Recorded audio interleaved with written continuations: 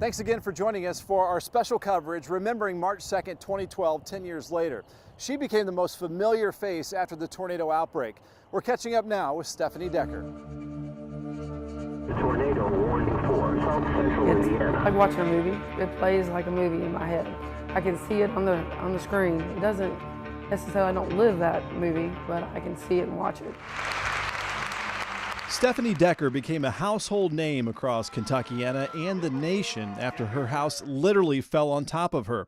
10 years ago, when the EF4 was most fierce, she lost portions of both of her legs, sacrificing her own body to protect her two kids.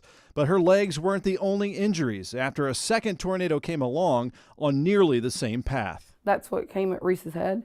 So I just used my torso to move in front of it, and that's what broke my ribs. Wow. Yeah. So that was coming at her head, though. So That hit you? that hit me in the back. Wow. That's crazy. And it punctured the lung and broke 8 ribs. And not to mention the golf ball size hail that left a scar on her head. She shared her incredible story of survival on network news and television shows and with the President of the United States. And to this day, never considered herself a victim. Nothing but great things have come into our life. We have our home we love. I mean, kids are well adjusted, they're happy, they're going on to college and doing all the things they want to do. And that's what you want for your kids, is what you want as a family. Her family is her passion, along with motivational speaking and the Stephanie Decker Foundation, still helping children with prosthetics. The Stephanie Decker Foundation is probably one of the biggest bonuses. It gives more to us than we could probably ever give it to it. I mean, it just warms our heart to be able to help kids that are missing arms and legs to be able to play sports, or, you know, even sponsor a kid to go to another camp if they want to. After 10 years, Stephanie says the prosthetics still prove to be a challenge. I was on the treadmill. My right leg, I have what's called a liner, and it actually has a vacuum seal.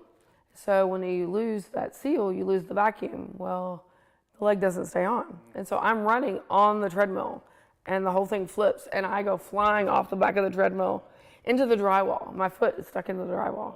So it's funny. I mean, I didn't get hurt. It was hilarious. My kid decided he wanted to move down here. Stephanie calls her basement Fort Knox, and her family is ready when severe weather strikes. She urges all of us to be well prepared and have a safety plan. All the emergency supplies we keep in here, anything medically. We keep water, we keep, you know, food, anything in case you get stuck. As you can tell, it's concreted all through with a steel front door. And you can't even hear it storm down here. Stephanie says surviving March 2nd, 2012 gave her family the power to push through any of life's future storms. What the tornado has taught us is that your difficult times are always going to be there. It's just kind of how you handle those difficult times is what's going to get you through.